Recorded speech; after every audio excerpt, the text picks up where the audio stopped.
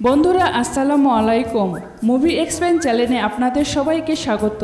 গভীর জঙ্গলে এই মেয়েটির সাথে এই লোকটির হঠাৎ পরিচয়, এরপর একদিনে গড়ে ওঠে গভীর সম্পর্ক।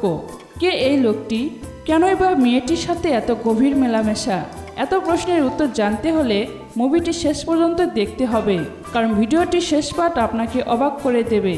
আর ভিডিওটি শুরু করার আগে আপনাদের কাছে একটা ছোট্ট রিকোয়েস্ট, যারা যারা এখন পর্যন্ত আমাদের চ্যানেলটি সাবস্ক্রাইব করেননি প্লিজ চ্যানেলটি সাবস্ক্রাইব করে দেবেন। তো চলুন আর দেরি না করে মুভির গল্প শুরু করা যাক। মুভির প্রথমে আমরা গুছিয়াকে দেখি। প্রতিদিনের মতোই তার মা তাকে ঘুম থেকে ওঠায়। ঘুম থেকে ওঠার পর গুছিয়া যায় গরুর দুধ আনতে। তারপর সে ওই গরুগুলোকে নিয়ে জঙ্গলে চলে যায়। এটাই ছিল তার জীবন। সে প্রতিদিন জঙ্গলে আসে গরু চড়াতে। কিন্তু গুছিয়া বড় হয়েছে আর তার শরীরে নানা রকম পরিবর্তন আসে। এটা দেখে সে চিন্তায় পড়ে যায়। তারপর গুছিয়া পুকুরে গোসল করতে আরম্ভ করে, কিন্তু হঠাৎই তার মনে হয় কেউ তাকে দেখছে। গুছিয়া কাউকে দেখতে পায় না। ওখানে তার গরুগুলো ছাড়া আর কেউ ছিল না, আর তার গরুগুলোই তাকে দেখছিল। এটা দেখে গুছিয়া একটু লজ্জা পায়, তাই সে এসে ঘাসের ওপর শুয়ে পড়ে। আর শুয়ে শুয়ে সে খারাপ কিছু ভাবতে থাকে। হঠাৎই এক মানুষের ছায়া গুছিয়ার উপর এসে পড়ে।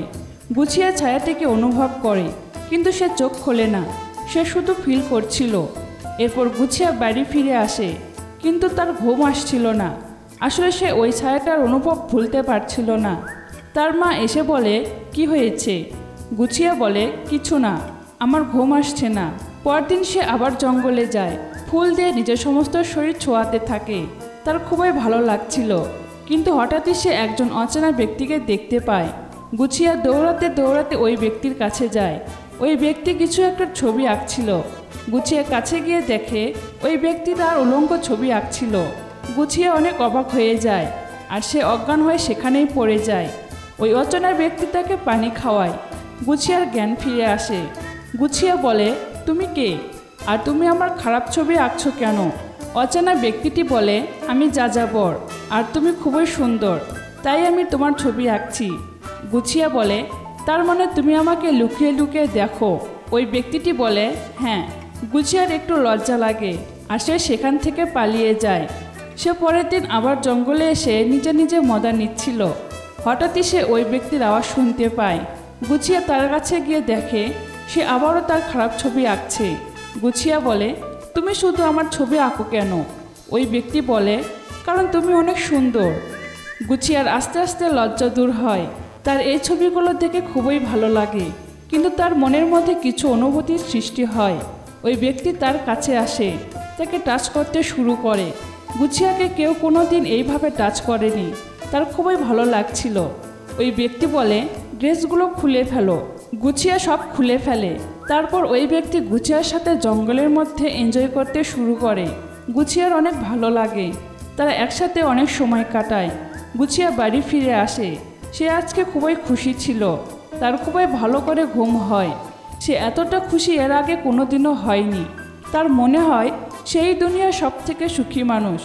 এইদিকে তার মা তার মধ্যে নানা রকম পরিবর্তন দেখে বুঝতে পারে যে তার মেয়ে কারোর সাথে খারাপ কাজ করেছে। গুছিয়া প্রতিদিনের মতো আজকেও গরু চড়াতে যায়, কিন্তু সে গরুদের ছেড়ে দিয়ে ওই অচেনা ব্যক্তির সাথে মজা নেওয়াতেই ব্যস্ত হয়ে যায়। গুছিয়া ওই ব্যক্তির সাথে খুবই খুশি ছিল, কিন্তু সে ওই ব্যক্তির নাম পরিচয় কিছুই জানতো না, আর সে কোথা থেকে এসেছে তাও জানতো না। গুছিয়া যখন ঘুমিয়ে পড়ে তখন ওই ব্যক্তি তার সাথে আবারও ওইসব করে। গুছিয়ার এই সারপ্রাইজ খুবই ভালো লাগে। ওই ব্যক্তি গুছিয়াকে বলে, তোমাকে অনেক কিছু শিখতে হবে। আমি তোমাকে শেখাবো বাইরের দুনিয়ার মানুষ কিভাবে থাকে। এভাবে দিনের পর দিন পার হচ্ছিল। গুছিয়া প্রতিদিনই জঙ্গলে এসে ওই ব্যক্তির সাথে সময় কাটায়। ওই ব্যক্তিও শহর থেকে গুছিয়ার জন্য প্রতিদিনই নতুন নতুন ড্রেস নিয়ে আসতো। নতুন নতুন ড্রেস পরে গুছিয়া খুবই এনজয় করত। ওই ব্যক্তি গুছিয়াকে শহরের চালচলন শেখাচ্ছিল। ব্যক্তিটি বলে, এবার তোমাকে পড়া শিখতে হবে।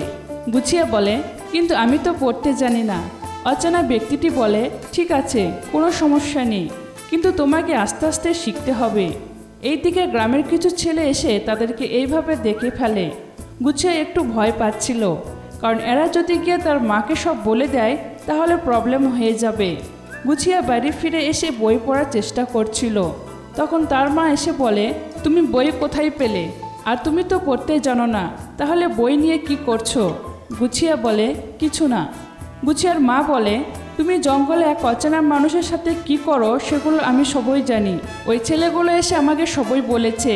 তার মা তাকে খুবই অপমান করে আর বলে, তুমি কালকে চার্চে গিয়ে ফাদারকে সবই বলবে তুমি এতদিন কি করেছো। পরদিন গুছিয়ে চার্চে গিয়ে ফাদারকে সব সত্যি কথা বলে দেয়। ফাদার বাইরে এসে তার মাকে বলে, এই বয়সে এইরকম করাটা নর্মাল জিনিস, কিন্তু তুমি ওকে ডাক্তারের কাছে নিয়ে যাও।